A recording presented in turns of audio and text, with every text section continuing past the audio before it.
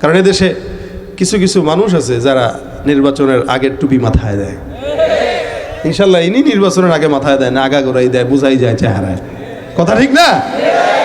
সুতরাং যারা নির্বাচনকে কেন্দ্র করে নিজের স্বার্থ সিদ্ধির জন্য ইসলামকে বিক্রি করে, ওরা সবচেয়ে বড় ধর্ম ব্যবসায়ী। যাদের হাতে যায় ক্ষমতা, দেশ যেন বাপের ভিটা, রাখতে চেয়ার শুরু করে বিদেশিদের পাচাটা। বিদেশিদের কথা মতো চালায় ওরা নিজের দেশ। দেখতে দেখতে গোল্লায় গেল আমার সোনার বাংলাদেশ। দেখতে দেখতে গোল্লায় গেল, একে একে শেষ করেছি, সবার দেখা হইল শেষ। দেখতে দেখতে গোল্লায় গেল আমার সোনার বাংলাদেশ। কেউ দিল না, সবাই নিল, আমরা যে কলুর বলদ। সারা বছর নেয় না খবর, নির্বাচনে খুব দরদ। কেউ দিল না, সবাই নিল, আমরা যে কলুর বলদ। সারা বছর নেয় না খবর, নির্বাচনে খুব দরদ। নির্বাচনের আগে নেতা ধরে কত রকম বেশ। নির্বাচনের আগে নেতা ধরে কত রকম বেশ। দেখতে দেখতে গোল্লায় গেল, আওয়াজ দিয়া, দেখতে দেখতে গোল্লায় গেল। একে একে শেষ করেছি, সবার দেখা হইল শেষ। দেখতে দেখতে গোল্লায় গেল আমার সোনার বাংলাদেশ। দেখতে দেখতে গোল্লায় গেল আমার সোনার বাংলাদেশ। রাগ করছেন কি? হাত তুলেন। আলহামদুলিল্লাহ। কেউ তুলেন নাই তো, করেন নাই তো? হ্যাঁ, আল্লাহ পাক যতদিন হায়াত দেয় যেন ইসলামের পথে নিজের অপছন্দ হইলেও কথাগুলো মেনে যেতে পারি। বলেন না আমিন? অনেক সময় নিজের অপছন্দ হয়, নিজের বিরুদ্ধে যায় বলে আমরা মানতে চাই না। কিন্তু এটা মাথায় রাখবেন, ইসলাম আমার বিরুদ্ধে গেলে, আমার বাবার বিরুদ্ধে গেলেও আমার দোষ, ইসলামের কোনো দোষ নাই। কোরআন এটা আমার বিরুদ্ধে গেলে মূর্খতা আমার, কোরআনের ভিতরে কোনো গ্যাপ নাই। আল্লাহ এই কথাগুলোই আমাদের হৃদয়ে ঢুকায় দেখ। আমিন। শব্দ একটাই, আল্লাহু লা ইলাহা ইল্লাহু। সব নবীরা একই কথা বলেছেন, ইয়া আইয়ুহান নাস কুলু লা ইলাহা ইল্লাল্লাহ তুফলিহুন। নবী, সমস্ত নবীদের একটা মাকসাদ ছিল, এই দুনিয়ার সব মানুষ যেন বলে লা ইলাহা ইল্লাল্লাহ, লা ইলাহা ইল্লাল্লাহ। এই কথা শুধু নবী নয়, আদম থেকে ঈসা পর্যন্ত সব নবীরা বলেছেন। রাসূল সাল্লাল্লাহু আলাইহি ওয়াসাল্লাম তো আলাদা বলেছেনই। আল্লাহ পাক কোরআনে জায়গায় জায়গায় এই ইমানের কথাই বলে। যেখানে রাসূল সাল্লাল্লাহু আলাইহি ওয়াসাল্লাম হাদিসে বলেন, বুনিয়াল ইসলামু আলা খামসিন শাহাদাতি আল্লা ইলাহা ইল্লাল্লাহ। ইসলামের মূল ভিত্তি পাঁচটি। প্রথমই হচ্ছে লা ইলাহা ইল্লাল্লাহ। এটা জানা নাই তার তো ইমানই নাই। এটা যদি থেকে যায় তাহলে বাকিগুলা, এজন্য এটার দাম। আমি আপনাদের সামনে যে আয়াতে কারিমার অংশ বিশেষ তেলাওয়াত করেছি, এটার শুরুতেও আল্লাহ সবক দিয়েছেন, লা ইলাহা ইল্লাহু। আল্লাহ এমন একজন সত্তা যিনি ছাড়া কোনো ইলাহ নাই। কয়জন? একজন। কয়জন? দুইজন। আচ্ছা, দুইজন যদি রব হইতো, ভালো কথা। যদি আপনারা না জেনেই বলছেন মারামারি লাগতো, তবে এটাই কোরআনের কথা। দুইটা থাকলে কি হইতো? মারামারি লাগতো। এই জন্য আল্লাহ একজন। দেখেন না বাংলাদেশের অবস্থা কেমন এখন? নেতা সবাই, যার কারণে কে কারে মানবে কেউ বুঝে না, তাল হারায় ফেলছে। সবাই নেতা, সবাই জনগণ। তা আল্লাহ যদি ডাবল হইতো তাহলে দুনিয়া টিকতো না। কিন্তু ইহুদিরাও বিশ্বাস করে আল্লাহ আছে না নাই। ওই যে উনি বলছেন গড, ঈশ্বর, কিন্তু আল্লাহ আল্লাহই।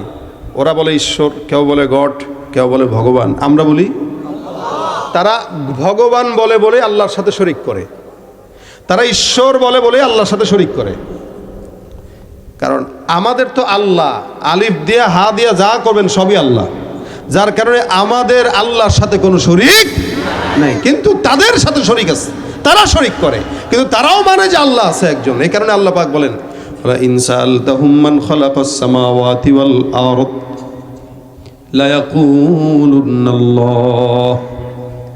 আমার আল্লাহ পাক রব্বুল আলামিন বলেন, নিশ্চয়ই তাদেরকে যদি তোমরা প্রশ্ন করো, যদি তাদেরকে প্রশ্ন করা হয়, ওয়ালা ইন সাআলতাহুম মান খালাকাস সামাওয়াতি ওয়াল আরদ, আসমান আর জমিন সৃষ্টি করেছেন কে, এটা যদি কাদেরকে বলে, ওই ইহুদি নাসারা মুশরিকদেরকে যদি প্রশ্ন করা হয়, তারা এক কথায় জবাব দিয়া বলবেন, লা ইয়াকুলুনাল্লাহ, আসমান আর জমিনে যা কিছু আছে এগুলো সব সৃষ্টি করেছেন আল্লাহ।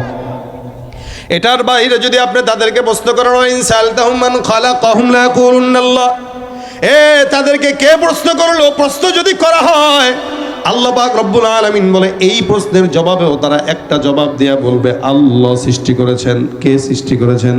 আল্লাহ। আমার আল্লাহ পাক রব্বুল আলামিন বলেন এরাও আল্লাহকে বিশ্বাস করে, এরাও আল্লাহকে মানে, কিন্তু পার্থক্য কোথায়? আমার আল্লাহ পাক অন্য জায়গায় বলে দিয়েছেন ওয়াকালাতিল ইয়াহুদু উযাইরুন ইবনুল্লাহ ওয়াকালাতিন নাসারাল মাসীহু ইবনুল্লাহ। আমার আল্লাহ পাক রব্বুল আলামিন এই জায়গায় বান্দার পরিচয় তুলে ধরলেন। কোন বান্দা আল্লাহর সঙ্গে অন্য কাউকে শরীক করে না, এটা পরিচয় শুনে নাও। আমার আল্লাহ পাক ডাক দিয়া বলেন ওয়াকালাতিল ইয়াহুদু উযাইরুন ইবনুল্লাহ, উযাইর একজন পয়গম্বর, যেই পয়গম্বরকে আল্লাহ পাক জমিনের মধ্যে আদম থেকে ঈসা পর্যন্ত একটা সিরিয়ালের মধ্যে দিয়েছিলেন। আমার আল্লাহ পাক রব্বুল আলামিন বলেন ইয়াহুদিরা যারা, ওরা আল্লাহকেও মানে আবার আল্লাহর বাইরে আরেকজনকে শরীক করে, যার কারণে তারা বলে হযরত উযাইর আলাইহিস সালাতু ওয়াস সালাম হলেন আল্লাহর পুত্র সন্তান। নাউযুবিল্লাহ। ইহুদিরা বলে উযাইর আল্লাহর সন্তান, নাসারারা কি বলে ঈসা, আল্লাহ পাক রব্বুল আলামিন বলেন ওয়াকালাতিন নাসারাল মাসীহু ইবনুল্লাহ। ইহুদিরা বলে উযাইর আল্লাহর পুত্র, নাসারারা বলে, খ্রিস্টানরা বলে ঈসা আল্লাহর সন্তান। নাউযুবিল্লাহ। একদল বলে এ আল্লাহর সন্তান আর একদল বলে ও আল্লাহর সন্তান। কিন্তু আল্লাহ পাক রব্বুল আলামিন মুসলমানদেরকে সবক শিখিয়ে দিলেন কুল হুয়াল্লাহু আহাদ আল্লাহুস সামাদ লাম ইয়ালিদ ওয়া লাম ইউলাদ ওয়া লাম ইয়াকুল লাহু কুফুয়ান আহাদ। আমার আল্লাহ পাক রব্বুল আলামিন আপনাকে আমি শিখিয়ে দিলেন তোমরা একমাত্র আল্লাহর ইবাদত করো, যিনি একক, যিনি রব, যিনি কারো থেকে জন্ম নেয় নাই, কাউকে জন্ম দেয় নাই। এটা স্বীকারোক্তি দেওয়ার জন্য একজন মুমিন যদি 1000 বার শাহাদাত বরণ করা লাগে, ওই মুমিনটা 1000 বার শাহাদাত বরণ করতে রাজি, তবু আল্লাহর সঙ্গে অন্য কাউরে শরীক করতে রাজি না, ঠিক কিনা? এটা আপনার আমার ইমানি দায়িত্ব, এটাই আপনার আমার কাজ। আল্লাহর সঙ্গে অন্য কাউরে শরীক করা যাবে না। যার কারণে আল্লাহ পাক রব্বুল আলামিন সবক শিখিয়ে দিলেন আল্লাহু লা ইলাহা ইল্লাহু আল হাইয়ুল কাইয়্যুম লা তাখুযুহু সিনাতুন ওয়ালা নাওম। বলেন তো আয়াতের নাম কি? বলেন না, জোরে বলেন। আল্লাহ পাক রব্বুল আলামিনের হাবিব সাল্লাল্লাহু আলাইহি ওয়াসাল্লাম বলেন এটা এত দামি আয়াত। আল্লাহ পাক রব্বুল আলামিনের নবী বলেন কোরআনের মধ্যে সব আয়াতের মধ্যে সবচাইতে ফজিলতপূর্ণ আয়াতটাই হলো আয়াতুল কুরসি। আর এক হাদিসে পয়গম্বর বলেন কোরআনের একটা চূড়া আছে, সর্বোচ্চ চূড়া। দেখবেন কোনো একটা পাহাড়ের ভিতরে যদি যান, ওই পাহাড়ের একটা সাইড থাকবে, আবার একটা চূড়া থাকবে। আল্লাহ রাসূল সাল্লাল্লাহু আলাইহি সাল্লাম বলেন পবিত্র কোরআনের সর্বোচ্চ চূড়া হলো সূরাতুল বাকারা, আর সূরা বাকারার সর্বোচ্চ চূড়া হলো আয়াতুল কুরসি। সুবহানাল্লাহ। ভাইরা আমার, শুধু তাই না, আল্লাহর নবী সাল্লাল্লাহু আলাইহি ওয়াসাল্লাম আরো বলেন আয়াতুল কুরসিটার এত দাম। আমার পয়গম্বর বলেন আয়াতুল কুরসি এত ফজিলতপূর্ণ। আল্লাহর নবী বলেন আয়াতুল কুরসির আলাদা একটা জিহ্বা আছে, দুইটা ঠোঁট আছে। সুবহানাল্লাহ। আপনার আমার যেমন দুইটা ঠোঁট, একটা জিহ্বা, এই জিহ্বা দিয়ে আমরা কার গোলামি করি? আর এটা কি জিহ্বা দিয়া নেতার স্লোগান দিয়া লাভ নাই। জিহ্বা দিয়া যতক্ষণ থাকবে লা ইলাহা ইল্লাল্লাহ। আমার নবী ডাক দিয়া বলেন আয়াতুল কুরসির একটা জিহ্বা আছে, দুইটা ঠোঁট আছে। এই আয়াতুল কুরসিটা আরশের নিচে বসে বসে আমার আল্লাহ পাক রব্বুল আলামিনের কুদরতি কদমে সিজদা দিয়ে পড়ে পড়ে আল্লাহর তাসবিহ আদায় করে। সুবহানাল্লাহ। এত দামি আয়াত। আল্লাহ রাসূল সাল্লাল্লাহু আলাইহি ওয়াসাল্লাম বলেন কোন ইমানদার বান্দা যদি এই আয়াতটাকে বারবার তেলাওয়াত করে, ফজিলতপূর্ণ আয়াত, কারণ এই আয়াতে আমার আল্লাহ পাকের সমস্ত জাত আর সত্তার গুণগান গেয়েছেন, যার কারণে শুরুতেই শিখিয়ে দিয়েছেন আল্লাহু লা ইলাহা ইল্লাহু। এমন একজন আল্লাহ যার কোনো ইলাহ নাই, যার সাথে কোনো শরীক নাই, যিনি ছাড়া কোনো ইলাহ নাই। আল হাইয়ুল কাইয়্যুম, আরে তিনি এমন একজন চিরঞ্জীব, চিরশক্তিশালী। ওই যে বলেছি আল্লাহ যদি ডাবল হয় তাহলে জমিনে মারামারি লেগে যেত, ফাসাদ সৃষ্টি হয়ে যেত। যার কারণে আল্লাহ পাক বলেন এ মুসলমান লাউ কানা ফীহিমা আলিহাতুন ইল্লাল্লাহু লাফাসাদাতা। আল্লাহ বলেন আসমান আর জমিনে আল্লাহ ছাড়া কোনো ইলাহ যদি আর থাকতো, এই আসমান আর জমিন ধ্বংস হয়ে যেত, ঠিক কিনা? একদল কইতো না, এক আল্লাহ কইতো আমি এরে পাশ করাম, আরেক আল্লাহ কইতো না আমি ওটা দেবো, ঠিক না? এক আল্লাহ বলতে আমি এই জায়গায় বৃষ্টি দেবো, আরেক আল্লাহ বলতো না এখন বৃষ্টি দেওয়া দরকার নাই। কেন? এই এলাকার মানুষের সাথে আমার সম্পর্কটা তেমন ভালো না। স্বাভাবিক। দেখেন না, সরকার যখন দুইটা হয়, একটা বিরোধী দল একটা সরকারি দল, তো বিরোধী দল যে এলাকায় থাকে ওই এলাকার রোডঘাট সুন্দর হয় না, রাস্তাঘাট পুকুর। আপনাদের এলাকায় আসছি, রাস্তাঘাটের অবস্থা, তার মানে আপনার বিরোধী দল ছিলেন, এই কারণে আপনাদের রাস্তার হালত এরকম। আবার যখন সরকারি দল ক্ষমতা আসে, নিজের দলের এলাকার লোকদেরকে যা পঞ্চায়েত তাই দেয়, বিরোধী দলকে তেমন কিছু দেয় না। রব যদি দুইটা হইতো, একটা সরকারি আর একটা বিরোধী দল, তাহলে এক দল কইতো না এই এলাকার মানুষ আমারে ডাকে যার কারণে এই এলাকায় বৃষ্টি দিব, আরেক দল কইতো না এলাকার মানুষ আমারে ডাকে না এই এলাকায় বৃষ্টি দেওয়া যাবে না। এই কারণে আল্লাহ বলেন লাফাসাদাতা, আসমান আর জমিনে একাধিক রব যদি থাকতো তাহলে গোটা আসমান আর জমিন ধ্বংস হয়ে যেত। এই জন্য ভাইরা আমার, রব কয়জন? একজন। কয়জন? আল্লাহ ছাড়া কাউরে মানবো, কারো সামনে মাথা বিক্রি করব 100 টাকা দিয়া, সিরা নোট দিয়া, এক কাপ চা দিয়া, অমুকের চরিত্র ফুলের মতো পবিত্র, স্লোগান তো আমরাই দেই। তা আমরা যেহেতু স্লোগান দিয়ে এরা চিন্তা করে কিরে এত চুরি চোট্টামি করার পরেও যদি চরিত্র ভালোই থাকে তাহলে আর ভালো হওয়া দরকার কি, আরো বড় চোর হয়। কথা কয় না, বড় গলায় কয় কথা রাতারাতি হয় নেতা, বড় গলায় কয় কথা রাতারাতি হয় নেতা, আকাম কুকাম সব করিয়া গড়ে তারা আস্তানা, আসলে সব পেট পূজা আর ভোট্টা নের বাহানা। ঠিক না? সুতরাং কারো স্লোগান দেওয়া দরকার নাই, কারণ কে কতটুকু ভালো খারাপ জানেন কে? আল্লাহ জানেন। পাশাপাশি এলাকার মানুষ, আপনারা যারা এই এলাকায় আছেন, এই এলাকার কোন মানুষটা কতটুকু ভালো এটা আপনার নফস ঠিকই জানে। আপনি মানুষকে ধোকা দিতে পারবেন কিন্তু আপনার অন্তরকে ধোকা দিতে পারবেন না। চোখটা বন্ধ করে খুঁজেন যে আল্লাহ এটা কেমন রে, আপনার অন্তর কেবো এটা তো একটা সুর। এই কারণে দেখবেন আমাদের দেশে যারা যখন ক্ষমতায় থাকে, তখন এরা যখন ক্ষমতায় থাকা অবস্থায় এদেরকে সামনে থেকে 14 বার সালাম দিলেও যখন ওদিকে চলে যায় তখন দূর শালা সুর একটা বলে কিনা, সামনে সালাম দেয় পিছনে গালি দেয়। এজন্য এরকম মানুষকেই আমরা নির্বাচন করব, যারা সামনেও সালাম দিব পিছনেও ভালো বলবো। কথা ঠিক না? আল্লাহ পাক এরকম লোকদেরকে এই সমাজের জন্য তৈরি করে দেখ, বলেন আমিন। ভাইরা আমার খুব বুঝবেন, আল্লাহ পাক স্বীকারোক্তি দিয়ে দিলেন, বান্দা স্বীকার করবে আল্লাহর। নবী বলেন এই আয়াতটা দামি আয়াত, যার কারণে আল্লাহ পাক এই আয়াতের ভিতরে আল্লাহ পাকের পরিচয় তুলে ধরলেন। আয়াতটা কেমন দামি আয়াত, রাসূল বলেন মান করা আয়াতুল কুরসি ফি দুবুরি কুল্লি সালাতিন মাকতুবা, কোন ইমানদার বান্দা যদি 5 ওয়াক্ত নামাজের পর আয়াতুল কুরসি তেলাওয়াত করে, লাম ইয়ামনাহু মিন দুখুলিল জান্নাতি ইল্লা আইয়ামুত। আমার নবী ডাক দিয়া বলেন, কোন বান্দা যদি জান্নাতে যেতে চায়, চান তো ইনশাআল্লাহ?